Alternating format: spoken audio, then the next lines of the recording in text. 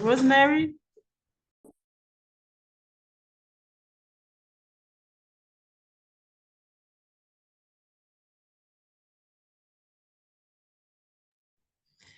I'm sorry, can anyone hear me? Yes, we can hear you. Yep.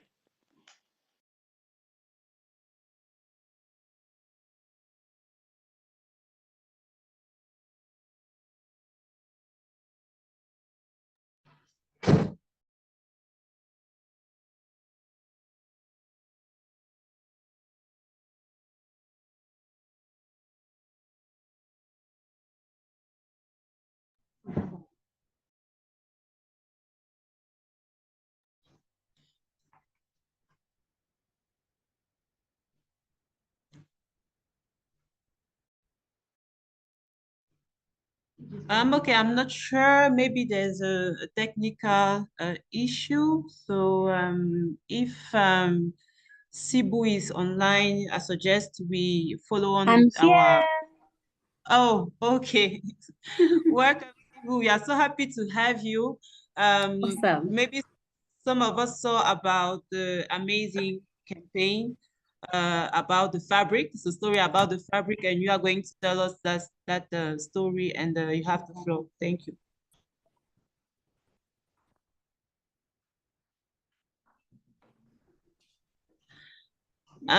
Just a few minutes for the French colleague.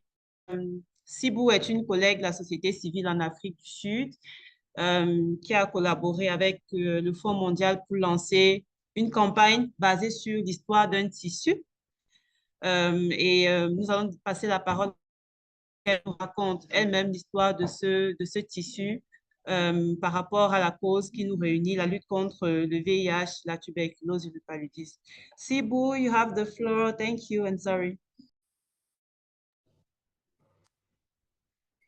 Good afternoon or good morning from wherever you're joining from. My name is Sibulele Sibakanomganga, and I'm really excited to be joining this monthly call. Just a quick one. I wanted to check, are we playing the video at all, just for context, or has everybody seen the video? I didn't want to assume that everybody had seen the video. We'd love to play the video if that's okay with you, Sibu. Pardon? We would love to play the video if that's okay with you. Great. Perfect. We'll start there then. My name carries the weight of a story shared by millions. Sibulele Sibata Nomganda. A daughter orphaned by AIDS, a generation torn apart by an epidemic. My father, mother, uncle and aunt were stolen from us. My brother and I, like so many others, were left to face life alone. When my father fell ill, I cared for him. I didn't know he was dying of AIDS. All I knew is that his medicine mattered. Every day, I laid out his pills and made sure he took each dose. A ritual of love, responsibility, and resilience. Since those dark days, millions of lives have been saved, including mine. Look at this pattern. Every detail, every shape, every pill tells my story. A story of despair turned into hope, loss into purpose, and strength into progress. This pattern honors my father's legacy, and I will fight for a fairer future. Today, HIV can be prevented. It can be treated. And with sustained commitment and investment, it can finally be defeated. We are so close. And now I am a mother. I say to the world, we cannot stop now.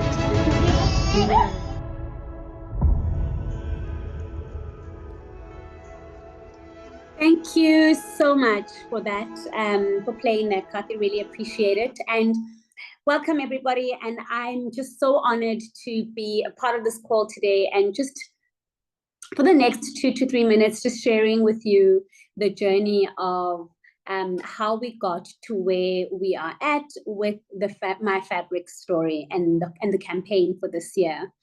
You know, for me, if you had asked me 2 or 3 years ago if would my story still be relevant? Would this still be something that moves people into action? I would have said no. But it just tells you that the power of creative storytelling is that it doesn't matter how many times you found yourself telling your story, but us being required to be agile this year and looking at things differently and doing things in a different way, it does require us, especially as advocates on the ground, working with communities, to constantly find new ways of sharing our stories. Because we're authentic and we're honest with the way that our lives have been, we find ourselves having to tell our stories constantly. But I think what this campaign has done for me is to remind me. Can you still hear me? Yes, we can hear you. Oh, okay. What this has reminded me is that our stories are still powerful, our stories are still relevant, and that truly the work of the Global Fund over the past 20 years has been made up of our stories. And it's so important that we find ways and channels of sharing that story when we can. And, you know, I worked with Mbali. She's a Cape Town-based artist whom really just had a conversation with me at the beginning of this campaign early in the year. And she said to me, Sibu, just tell me about your life. How has it transpired? Well, how did you get to where you are today? And how does it influence the work that you do? And I shared with her, and obviously what must have come up for her mostly, which is something that I didn't even realize for myself, is that I must have shared a lot around how 20 years ago, my dad had to take many pills to stay alive just for a couple of years. And today, all you have to do is take one pill to stay alive and live healthy, vibrant lives.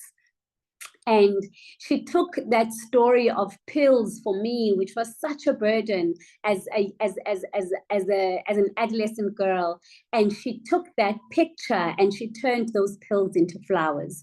And that's how you see that these different capsules are forming what now looks like a bright flower, and really resembling how the story has moved from despair to a story of hope and a story of life and vibrancy, and where people are getting to live their lives to the fullest. And I'm so grateful that they found that in my story, there is something that we could share. And so today, in closing, I want to say, one, I'm really excited to be part of this campaign. But two, I want to urge you to share your story. Each and every one of us, I believe, are an advocate, are in this space. We do the work that we do for a reason. Something made you angry. Something troubled you to a point where you wanted to make a difference. And that's why you are here.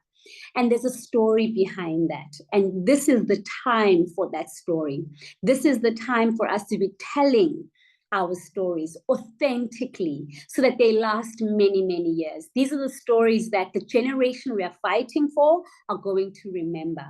And so this is the time that as advocates, we stand up, we rise, we are proud about our stories, we're proud for telling our stories, and we know that our stories are going to change the world. And so, yes, I'm really grateful to be on this platform. I'm grateful that I get to be one of the people that tell their stories so authentically and openly. And I'm so glad that I get to be a part of a group of this nature that continues to shine the light bright, especially for those who can't shine for themselves. Yeah, over to you. Thank you, Sibou. Thank you. That was really amazing. Donc, Sibou vient de nous présenter la campagne sur laquelle elle a travaillé. Et en fait, c'est un tissu africain qui raconte son histoire par rapport à la lutte contre le VIH. Et elle a présenté les motifs sur le tissu qui rappellent un peu les pilules que son père prenait. Et cette campagne, c'est vraiment un appel pour nous tous à trouver des moyens originaux et authentiques de raconter notre histoire. Parce que ce combat que nous menons, on a tous une histoire derrière et c'est de savoir comment raconter ces histoires et surtout les partager. So thank you very much again, Sibu, for this great campaign and for reminding us that we need to find new ways, original ways, authentic ways to share our stories. And please don't hesitate to tell us in the chat how we can amplify, how we can support the campaign. We are going to hand over to Rosemary just to take us through, get us started for the meeting and the objectives for today. Thank you. Rosemary, over to you. Yeah, thank you so much. And apologies, my line dropped just as I was to come on to, I think, frame the meeting and the conversation. But it's great because Sibu's story is a really good entry point to say that this story is part of the One World, One Fight campaign. One World, One Fight campaign is GFAN Africa's social communication and strategy around the 8th replenishment of the Global Fund.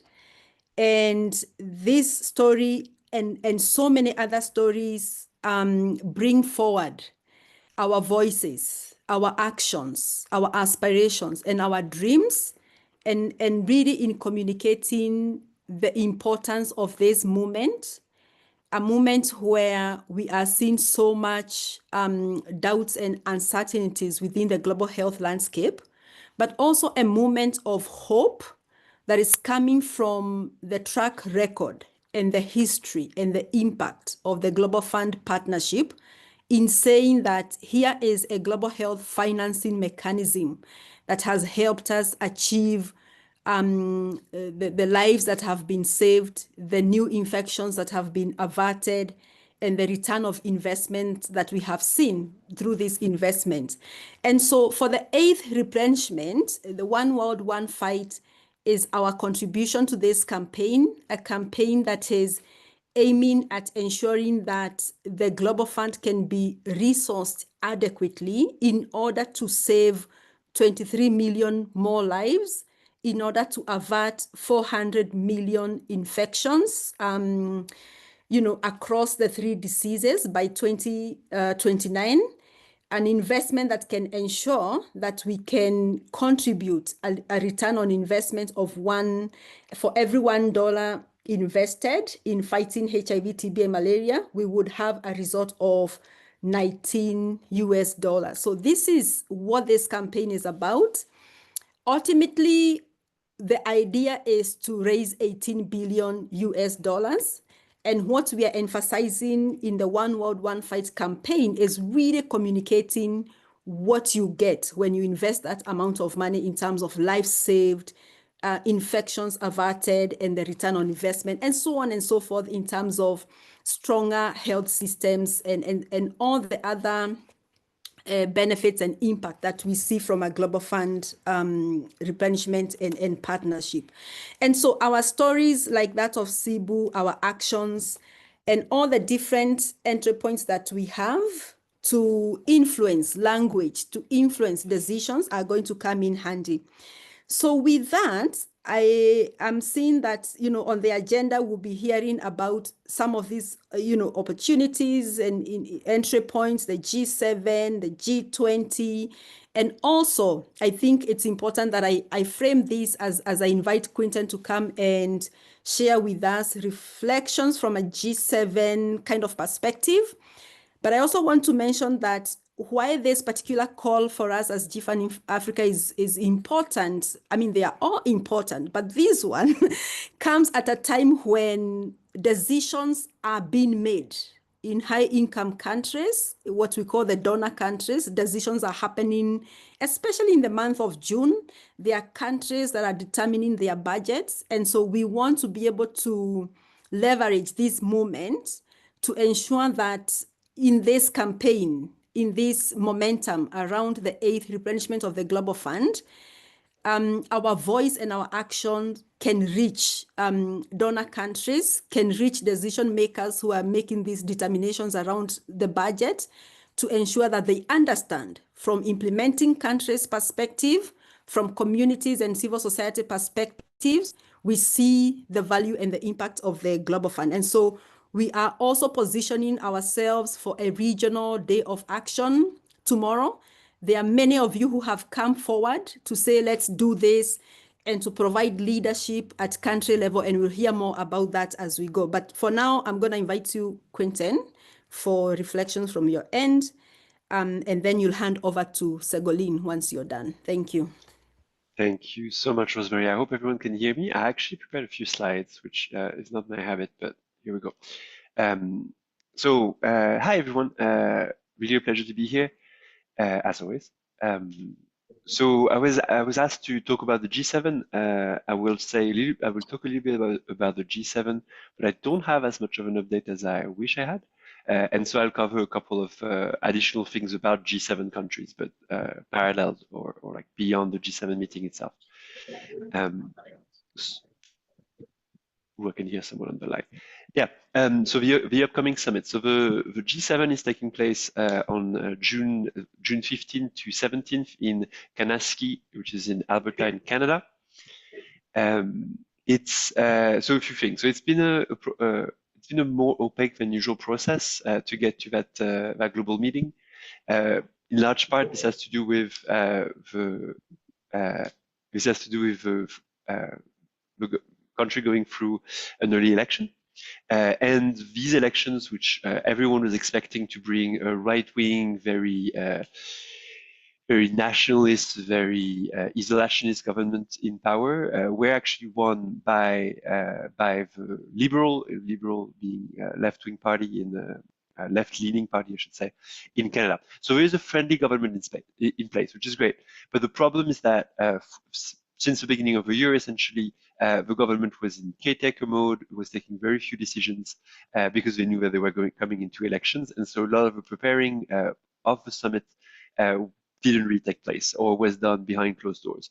Also, we saw the way the US has handled the G20 with very strong statements, so it would not attend, etc., etc. So I think there was an element of fear as well in preparing for G7 that the US would try to blow things up. So there's also no global health stream, which there had been in the past. So it's a breaking with tradition, and that's meant that discussions of global health ahead of a meeting have had to take place in a broader development, have been taking place in the broader context of like development conversations, and so it was harder to make them float to the surface and really shine. So that's a bit of context. There's still no agenda for the meeting, and so that's why it's a little bit difficult to give an update. So we don't know what leaders will be talking about over those 3 days. What we do know is that there was a finance ministerial meeting that took place in May, and one of the moderately good news was that debt relief was mentioned by those finance ministers in their communique, though the way it was mentioned wasn't particularly exciting.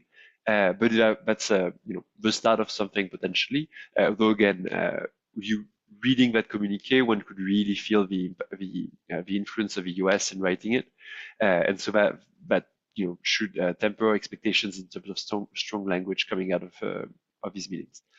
There are rumors of a development ministerial meeting in the fall of the G7 ministers for development and cooperation, which could be an opportunity for engagement, but that's not been confirmed yet. And finally, the C7, which is the Civil Society 7, which is one of the streams of engagement, has managed to secure 15 slots for civil society to attend in person the meeting. So that's like, it's taking place extremely soon. So unless you're like currently in Canada, it's probably relevant. But do feel free to reach out if you'd be interested to attend and try to see if you can grab one of these slots. The actual point of contact would be Robin Montgomery, for those who know her. Beyond the G7 summit itself. So there's a few opportunities for engagement that are coming up that I want to point out which countries this is most relevant for. So there's a big conference that is about to take place in Spain at the end of this month, late from 30th of June to 2nd or 3rd of July. It's the Funding for Development Conference. It's the 4th conference, so FFD4. It's going to be an important conference for Spain, and Spain has been a major global health champion, and they significantly increased the contribution to the Global Fund and to aid more broadly over the past few years. But also France seems to be coming with a large delegation. The UK will be sending a large delegation, the UK being the co-host of the replenishment, so that's important. And Luxembourg as well, which is not a major donor, but is a donor nonetheless, will be attending with a high level representation. So this is a fairly technical conference that was meant to be very focused on like the technicalities of funding the UN essentially, but it's really transformed, I think, largely because of a US context and the renewed attention and importance that has been given to international funding into a big global moment, and in particular a big global moment for global health. There will also be a number of conversations related to debt to health or debt restructuring and debt cancellation that will take place during and around the meeting. So it's too late to register for the meeting itself, and your organization needs to have ECOSOC status to attend anyway. But there will be a number of side events, and advocates will, like, if you know that your governments are attending, it's really, now is a good time to push them to really make sure that global health is at the top of their priority during the meeting. TCAD 9, which is extremely important to our colleagues in Japan, will take place in August. TCAD 9 is the Japan-Africa Cooperation Conference. The World Health Summit, which takes place in October in Berlin, Germany, is very important to a German colleague. What's interesting about these two conferences is that the replenishment, the timeline for the replenishment has been pushed slightly back. Typically, the replenishment conference will have to take place in September or October because there's a board meeting in November to validate the funds and the pledges. This year, because that board meeting has been pushed to February, that gives a lot more time for pledges to come in. Why do I say this? Is because typically TCAD comes in quite late in the calendar, and WHS, the World Health Summit, comes too late in the calendar to really make a dent. But this time around is going to be different. These are really important moments to not only ensure that these relative countries pledge and make large pledges, but also more broadly to sort of make sure that global health is at the top of the agenda to encourage other large donors to pledge. Finally, there's a EU-AU summit that is scheduled for late 2025, which, as far as I know, no clear detail on the date and location yet. Well, location probably at this, but not on the date. I'm not the most qualified to mention it, but I know that our European colleagues are extremely interested in that summit, really think it's going to be an important moment for the EU specifically, so the European Union, the European Commission, and European countries more broadly. Finally, I would be remiss if I didn't have to talk about the US again. So there's been two key developments in the US over the past 10 days. I'll cover them very quickly. I'm sure you've heard about them in other settings, but it's really worth mentioning in the context of a G7. So the Trump administration is pushing a recession bill, essentially asking for the freeze and cuts that had been done unilaterally by the president to be validated by Congress. Congress typically sets the budget, and the government has to spend that budget. The Trump administration was refusing to spend some of that budget, specifically on aid. That was largely considered to be illegal, and courts again and again kept pushing back. Now, if that bill passes, and it might, it's not sure, but it could. The courts, as far as I understand, would not be in a position to force the administration to meet their commitments. So that is quite concerning. We also have heard out of the administration at the end of the week before last some information about their fiscal year 2026 budget, and it includes major cuts for global health. It has a lot of extremely bad news, and really not much else in there. a number of multilateral organizations will receive, like the budget demands that they receive no more money from the US. That includes Gavi, PAO, UNICEF, UNFPA, and WHO. Some of these were expected. WHO has been announced since January 20th. A number of the others, I think, are coming as more of a surprise. There is some language in it around the Global Fund with a contribution capped at 800 million per year. And matching funds at 4-to-1 instead of 2-to-1. What does that mean? Typically, the US commits to fund 33% of the global fund. So for every $2 coming from another donor, $1 comes out of the US. They are promising at least to rescind that commitment and to half it. So now it would be for every $4 that comes in, $1 would come out of the US. So instead of 33%, it would be 20%. And the cap at 800 million corresponds essentially to them saying they will contribute up to half of what they are contributing for the seventh replenishment. So they are contributing approximately 1.6 billion a year right now. And so they're essentially saying that they would have that. Which is concerning because that also means that we're not even taking seriously the 18 billion target, which in the past they had. So on top of that matching, there's that cap at like essentially saying they'll have a contribution. So this is pretty dark. It's a bit better than nothing, I guess we could say, but it's still pretty grim.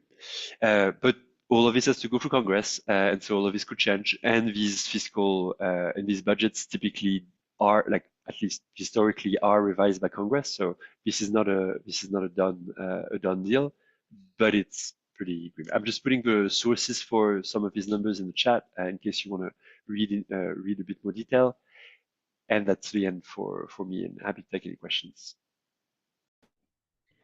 Thank you, Quentin, for sharing these very important informations about what is going around. So we know that we have a few important big engagement opportunities, like the G7 summit this month. Then we have the Funding for Development Conference, TICAID, World Health Summit, and also the AU summit at the end of the year. And then some worrying news too about US cuts, but it's not definitive because it still has to be validated by Congress. I'm going to, although maybe there's someone who wants to reflect or ask a question to Quentin. You can take one person and then go on with the program. If anyone has a question or a reflection to share, you can just open your mic and go ahead, please.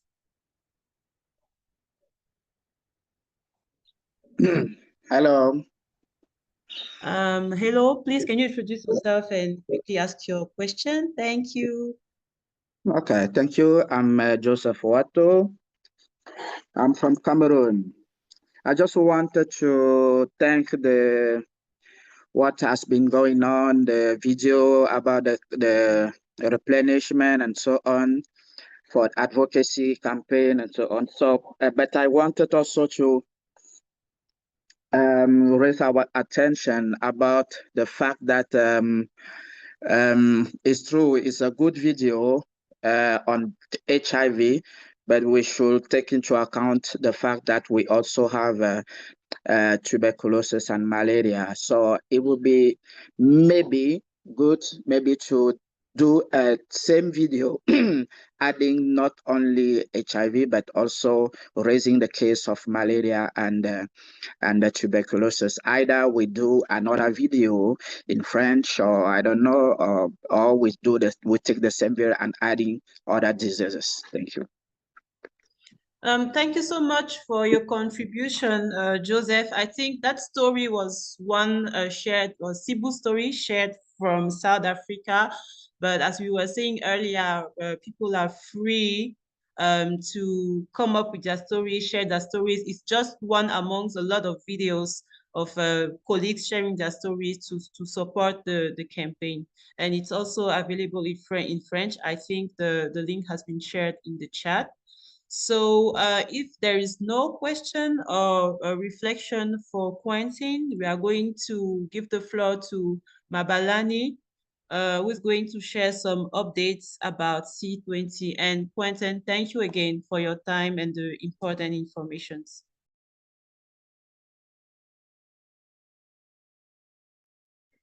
Mabalan, you have the floor. Are you in? Yeah, and Segolini Bonjour, just Segoli. also, yeah, comrade, welcome. And it's just a small correction, I'm coming. not just about the C20, but also about South Africa's civil society leadership in the Global Fund replenishment. Just wanted to add that. Over to you, Mabalan.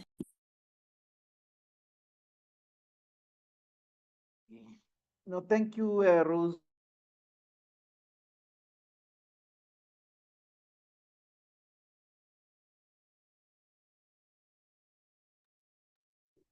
Mabalani, we can't hear you. Yeah, can you hear me now? Yeah, that's fine now. Thank you. I think somebody's sharing my presentation. It looks small on my side, but my name is Mapalani Mfundisi from Civil Society Forum in South Africa. We organize the 18 sectors, both HIV and TB, to respond to the HIV and TB pandemics in the main using the National Strategic Plan. We have representatives that are appointed into the country coordinating mechanism of South Africa. So yeah, we can move to the next slide. Our chairperson is in KZN. So they've asked me to come and present. So at the Apex, we are fully in support of the replenishment, the eighth replenishment, especially as one of the countries that receive the largest contribution from the Global Fund, as linked with Sibu's story as well. Her story and many others told before and untold are demonstrating success, even though there are challenges as a result of the contribution of the Global Fund over and above the contribution that the country has made. One of the things that we take pride in is the ability of the country in its local resources to contribute meaningfully to responding to HIV, TB, to an extent malaria, because not a big problem, and also contribution that the country has made in the various replenishment, the political leadership that is there to support this process, as well as the engaged civil society participation in the process. There are two things. One is just to provide a context and the political implications in the implementation of the eighth replenishment. I have one slide on that, and then I have one slide on the 7-point plan that we have to make sure that this becomes a success. But before we register success, it is important that we speak about the challenges that may rear their head as we jointly move on the processes to result in the replenishment. It's going to be happening globally, but also in South Africa as the host of the G20. Our president is one of the champions or ambassadors of this process in his role as the G20 president. We also participate in the C20. I serve as the Sherpa for the C20 as well. So it's all of this will be happening at home, and it is important for us to understand that there are challenges at home that may create many voices of discontent, which may, have an impact on what we collectively have agreed to do. Those issues, one is that in the GC6, which ended in March 2025 in South Africa, the grant performance left much to be desired. The GCC grant performed poorly, and huge sums of money was not spent. This was mainly due to poor performance to use the funds by the PRs as a result of the bureaucratic processes introduced by the Global Fund country team, and by extension, the Global Fund. The second part is the overreach by the Global Fund country team in the affairs of the CCM in South Africa. In this regard, civil society and forum and its representative in the CCM have raised serious concerns of the overreach by the country team, which has rendered the CCM irrelevant and toothless. And this goes against the principles of the Global Fund in terms of country ownership based on the support that is being provided through the funds. Third one is the lack of action by the Global Fund management. Based on the above two issues of poor grant performance in GC6 and overreach by the Global Fund country team, the Civil Society Forum made written submissions that were dismissed as if it's just complaints of people that are unhappy, but they were not, because they are very key and critical to ensure success. The situation has gone from bad to very worst, where relations are at their lowest ebb. Having said the above, the impact on the political leadership, if I've already raised the issue around the President of the Republic and the role he has to play, and by extension, the Deputy President of the Republic, who is the co-chairperson of the National AIDS Council, and the Minister of Health, the Interministerial Committee ministers, our Parliament as well, through the chairperson of the Portfolio Committee on Health and others that may take interest in this. For us, the Global Fund and the Global Fund country team, fully aware of the groundswell of discontent, have used their proximity to the South African political leadership to brief them outside of the formal processes of the CCM as a way to appease them. After all, the Global Fund brings money to the country, money that is needed, and the politicians find themselves having to choose what the Global Fund says to them instead of the present protestations from civil society. So they can run, but they can't hide. And because we are now where we are, because we are going to meet in the streets and we must be joining hands and say happily married. But when there are problems in the relationship, we will have to speak around those particular issues. And lastly, this groundswell of unhappiness from the SRs affected by the mismanagement of the Global Fund in terms of the GC6 extension. So South Africa's proposal, the RFF, was rejected when it was submitted late last year, and the Global Fund agreed to provide us with an extension because the new grant was supposed to start in March, 1st of April this year, but it's going to start on the 1st of October. And there were processes that we agreed in terms of what needs to happen during that period in order for services not to be affected and all of that. And that process has been badly mismanaged, where some of the SRs that are supposed to be implementing in this window period, which is now going to the third month, are not even implementing. And those are primarily those that are serving the key and vulnerable population, especially men who have sex with men, as well as the transgender services. So with South Africa co-hosting the Global Fund replenishment, the Civil Society Forum leadership is warning that issues of unhappiness will come to the fore, and this will result in a discord in messaging because of the truth about the great impact of the Global Fund support, and the concomitant negative issues remain buried. When the SRs that are affected find opportunity to vent, there will be no one and nothing stopping them. And this will end as egg on the face of all role players, because the issues that are being put out there that requires us to attend to them are being swept on the floor. You need to understand this context to understand the commitment that we're bringing to the party. If we can go to the next slide.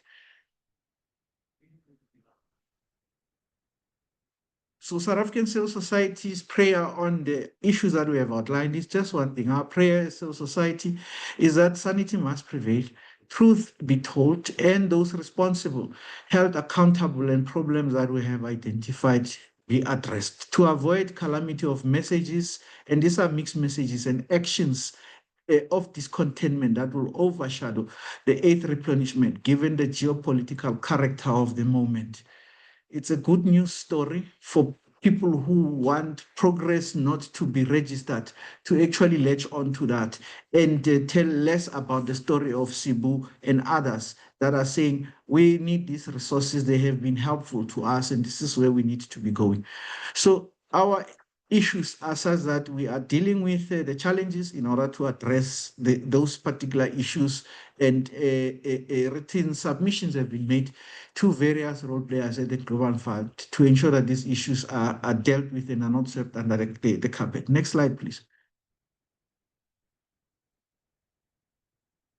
So, despite these challenges, we remain committed to the 8th Replenishment, the Civil Society Forum in South Africa, and we have a 7-point plan to contribute towards the replenishment. Next slide. This 7-point plan relates to, and this is my last slide, chairperson of the session. One, what is it that we're bringing to the table? Understanding the challenges that we have, which need to be dealt with, so that they don't create problems on our path to ensure success. One is to facilitate participation of the South African parliamentarians in the exchange with the UK parliamentarians.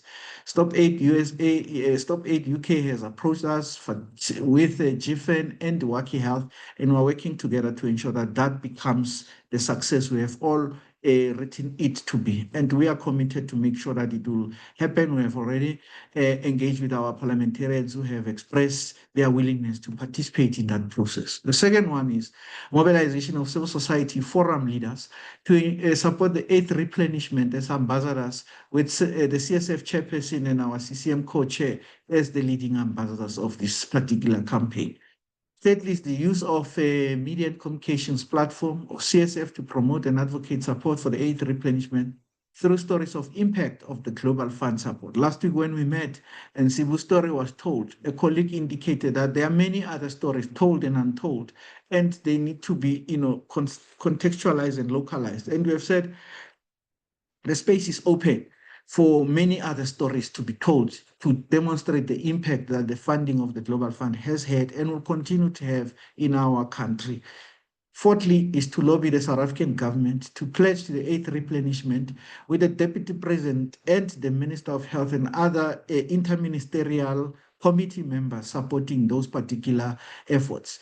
In the last replenishment, it was indicated that countries must provide 30% more to what they had pledged before. And we pushed for that to the extent that South Africa, having pledged in the 6th replenishment $10 million, they pledged $13 million based on the engagement that we had. So for us, the South Africa needs not only match what they contributed, but actually contribute a bit more. Because at the end of the day, in terms of the mathematics, South Africa gets what it puts in 20, 30-fold. And therefore, this is an investment worth making. The fifth area is to lobby the private sector forum. In SANAC, South African National AIDS Council, we have 3 stakeholders: the government led by the Deputy President and the ministers under the banner of the Interministerial Committee on SANAC. There is the Civil Society Forum, CSF, and we have the private sector forum, where private sector companies, through how they organize, contribute towards the AIDS response. However, we have committed to ensure that we get them to do much more than what was done in the 7th replenishment. They take pride in what Nando's contributed, which was primarily to malaria, and Nando's has been contributing towards that particular area. We want these private sector companies under the banner of the Private Sector Forum to come and do more. They can do more. And we have seen that during COVID, we set up the Solidarity Fund, which was driven by the Private Sector Forum. They mobilized millions and hundreds of millions towards a fund that was supporting the government's effort in terms of dealing with the issues relating to COVID. So the same vigor needs to be drawn to them, that we have the changing landscape in terms of the financing of health, and the South African private sector needs to come to the party. After all, they are the biggest beneficiaries in terms of the millions and billions that the South African government spends in terms of provision of antiretroviral treatment and other commodities that continue to be bought, including from the investment of the Global Fund itself, because those resources are not you know, bought from the civil society. They are bought from private companies, with the Department of Health being one of the primary recipients of the Global Fund grant. So that which they are getting, they need to reinvest it back into this particular process. The sixth one is to engage and lobby the South African C20 to use its activities, voice, and representation in advocating for the eighth replenishment in the G20 process. I'm here, Comrade Nombasa, who is the Health Working Group lead for the C20. She's attending the fourth Health Working Group meeting of the G20. I'll be joining her tomorrow. But other than that platform, there are many others that we are going to be pushing in terms of ensuring that we drive this particular area of replenishment to find its way into the global fund, into the eighth replenishment. To that extent, engagements include engaging with the ambassadors of the G20 countries in South Africa, as well as other African countries that are here, the UN bodies, the private sector, as we have spoken. They also have the B20 in the G20. So we'll also be engaging with them to ensure that their consciousness results in them making a contribution towards this. Lastly, it is mobilization of sectors of civil society to integrate the eighth replenishment agenda in the activities, which will include, but not limited to, key moments we have identified at the local level. The men's parliament that will take place in November, the women's parliament that's planned to take place in August, the human rights awards in July, and the stigma day linked to the life of Prudence Mabele. May her soul continue to rest in peace, who is part and parcel of our journey. So as we have outlined the problems, and we are working on ensuring that those problems are attended to, we remain committed in terms of ensuring that we contribute towards the eighth replenishment, because we are the biggest beneficiary, and our actions, despite our unhappiness, must demonstrate that we are truly grateful for this a great moment. Thank you, Chairperson. I will end here. Thank you, Mabalani, for sharing the plan of South Africa for the eighth replenishment. And we want to say that we are very solidar of what colleagues in South Africa are doing. We are going to directly hear from the One World, One Fight updates. Those are updates that are very important for us as a network and upcoming actions to do. And I'm going to give the floor to Cardi. Thank you, Cardi. Thanks, Diglan. Good afternoon, everyone. I know many of us will have to leave at the top of the hour. So before we go to presenting some of the highlights from the One World, One Fight campaign so far, we want to look ahead, and especially look ahead to tomorrow. So as we just heard from Quentin, this is a very important time for G7 countries and our donor countries. So tomorrow we are coordinating a day of action. And to explain this, I would like to invite Olivia and Rosemary to the floor.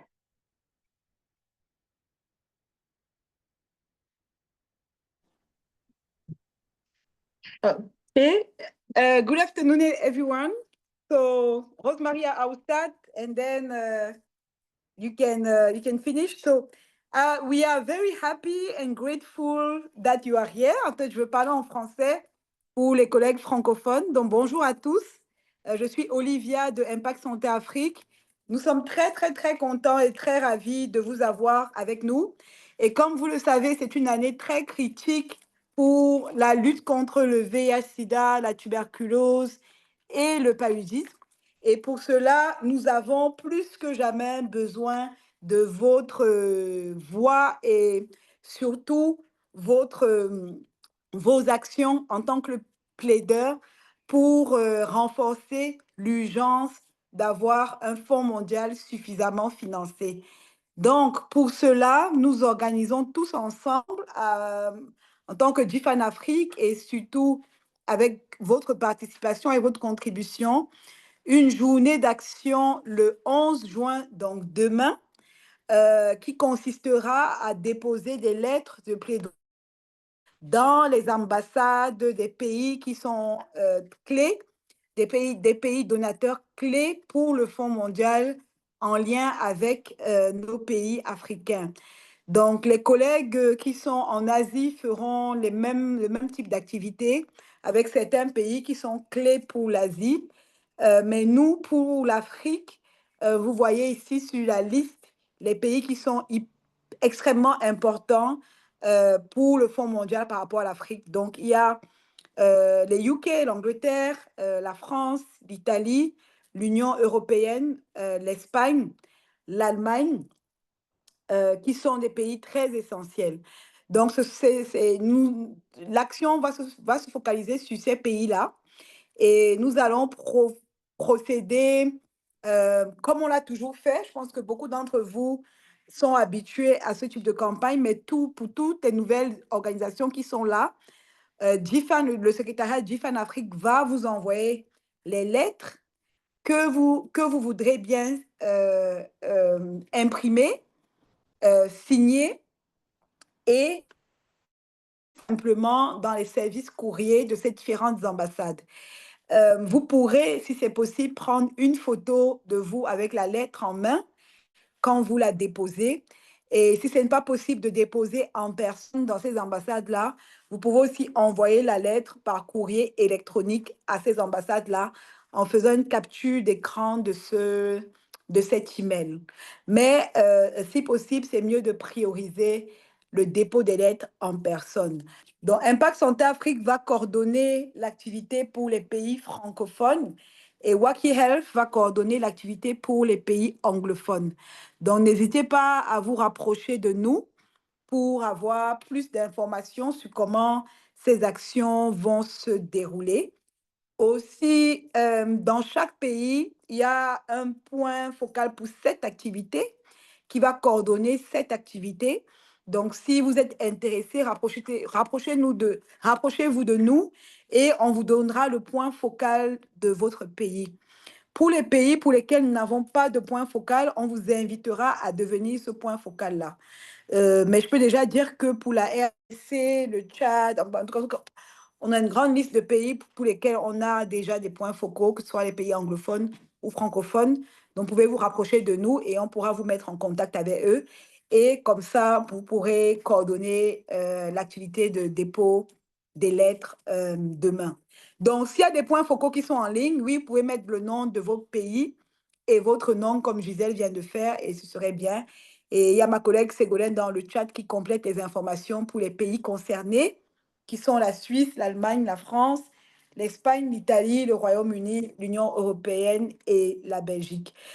Maintenant, le secrétariat, on va envoyer un email détaillé à tous les points focaux avec des orientations sur comment mener l'activité, avec les lettres aussi. Et pour après l'activité, donc à partir du 12, sur comment est-ce qu'on va communiquer sur cette activité-là. Donc, toutes les informations seront envoyées par mail.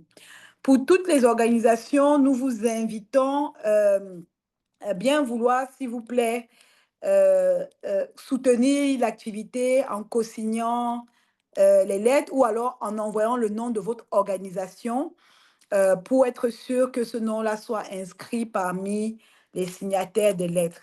Donc, voilà pour l'activité qui va se passer demain, qui est le Day to Action. Rosemary, I don't know if you have anything else to add, mais déjà, un grand, grand, grand merci à chacun d'entre vous pour votre action, votre motivation. Yeah, Olivia, Rosemary. yes, I'll speak in English. Just a quick addition in terms of guidance on social media and what we communicate, because this is particularly a very sensitive replenishment. There will be, along with the letters, a guidance on what are we saying in the public. But I think the most important thing is to ensure that we are mostly talking about what a successful replenishment will help us achieve. So we are thanking countries for their continued support. We are calling upon countries for their leadership at this time to help us save an additional 23 million lives, to help us avert an additional 400 million infections, to help us and all that. And we are at the moment not mentioning the figure, the amount. We are not mentioning the 18 billion. We are staying with the impact that the Global Fund can realize if we are successful and once we are successful with the replenishment, but all this will be part of the guidance that will come. Now, why is this urgent and why are we doing it like tomorrow? We are working very closely with our counterparts in donor countries, and they are saying that mid-June is very critical, is a very important timeline.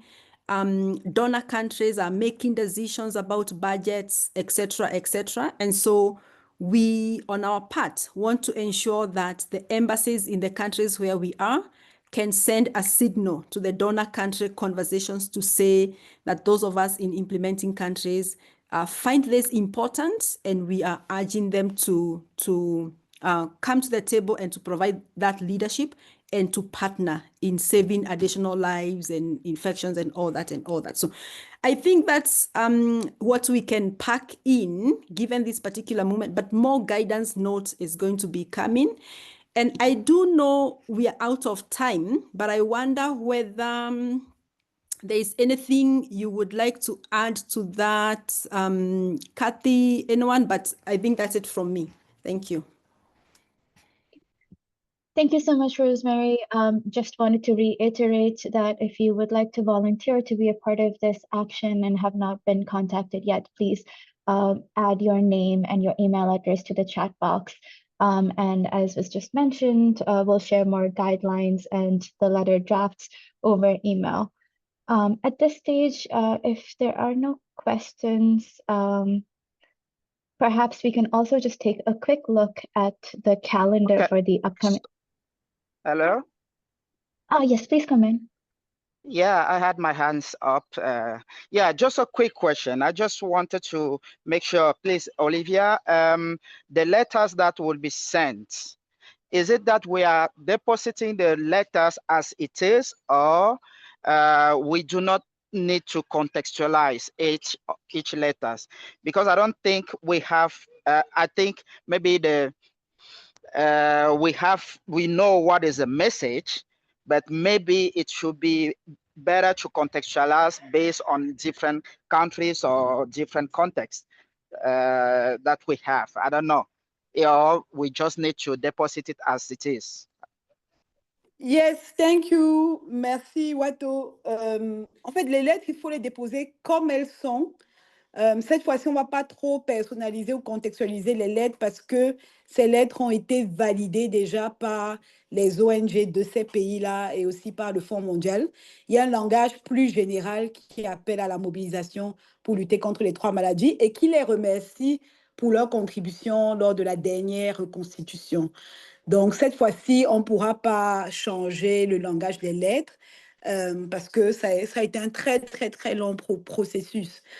Par contre, si vous déposez les lettres et vous obtenez après peut-être une invitation pour une réunion ou bien une audience à l'ambassade, et là, à ce moment-là, vous pouvez, ou alors dans d'autres types d'engagements que vous aurez avec les ambassades, vous pourrez discuter avec les ambassades de comment est-ce que le Fonds mondial impacte vraiment les populations dans vos pays.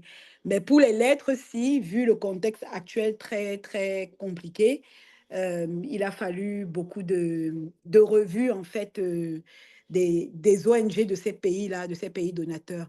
Maintenant, ça, c'était, aujourd'hui, on a parlé des lettres des pays donateurs pour le Day of Action, mais sachez que pendant le mois de juillet, on va faire aussi le Day of Action pour la mobilisation des fonds domestiques pour nos propres États et nos propres pays qui doivent augmenter leur contribution à la santé dans les pays. Donc, à ce moment-là, on va travailler avec vous tous. Comme ça, chaque pays pourra vraiment contextualiser la lettre à son leader pour la mobilisation des fonds domestiques. Donc, ça, c'est une action qu'on fera le mois prochain, en juillet, en prélude de l'Union africaine. Merci. J'espère que j'ai pu répondre aux questions. Merci beaucoup. Ouais, c'est bon, merci, c'est bon. Thank you so much. I see another hand. Yeah, there's Modest Cardi. Modest, you have the floor. Yes, thank you. Thank you very much for giving to us this of us. So we want just to explain to you that our organization, our staying in the area where is occupied by army groups. We have also many members who are staying here.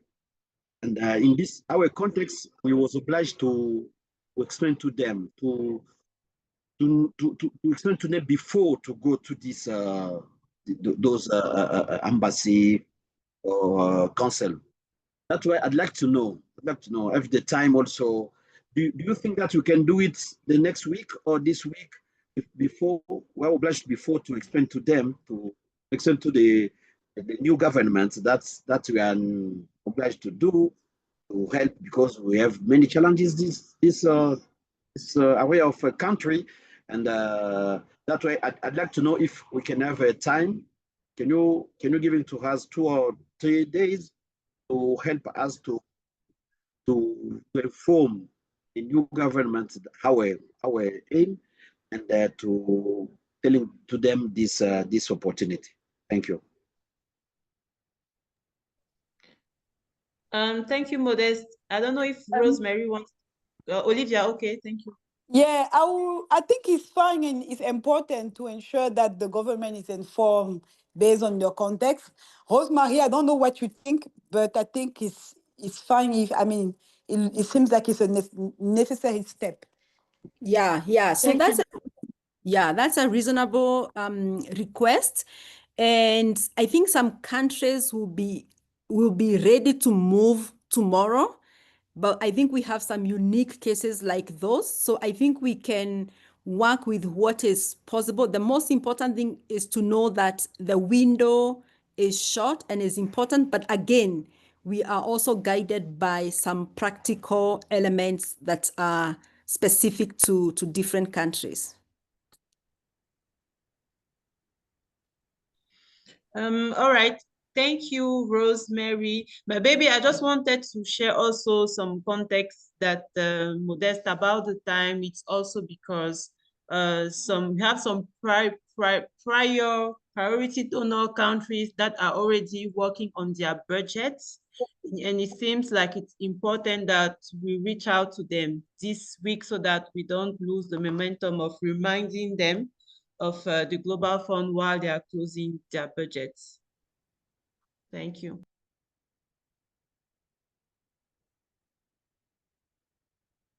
Is there any other question? Okay, if not, I'm going to hand over to Olivia for just a closing word. Thank you. Yes, thank you very much, all. Je ne vais pas être très longue, mais juste pour dire vraiment merci à chacun d'entre vous. Vous êtes des personnes qui sont motivées, passionnées et vous êtes toujours présentes lorsque GFAN Afrique a besoin de vous. Donc, merci pour votre disponibilité. Comme on l'a dit, on va commencer demain. Et pour les pays qui devront continuer ou s'étendre après-demain ou cette semaine, en tout cas, n'hésitez pas.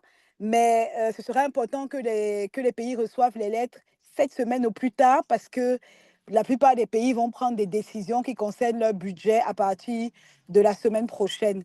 Donc, on vous remercie pour votre temps, votre disponibilité. On reste tous connectés dans les différents groupes GFAN Afrique ou GFAN Africa pour partager le travail que vous allez faire. Et on est vraiment très, très, très, très ravis de vous avoir encore une fois de plus pour cette campagne-là. Enfin, j'aimerais juste dire qu'il y a un lien qui avait déjà été partagé depuis pour recueillir les signatures des organisations. Ce lien va être repartagé encore dans les groupes et aussi ici dans le chat.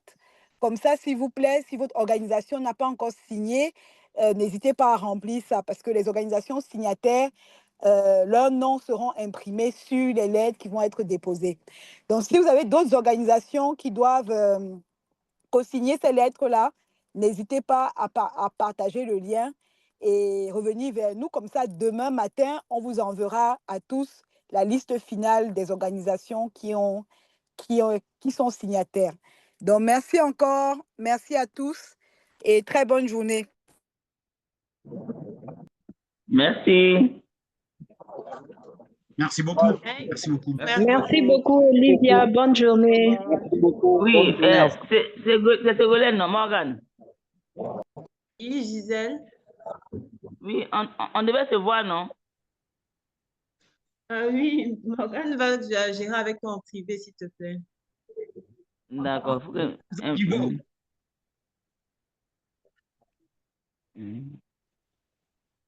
Mon cher, tu m'abandonnes là. Takai, vous me laissez là.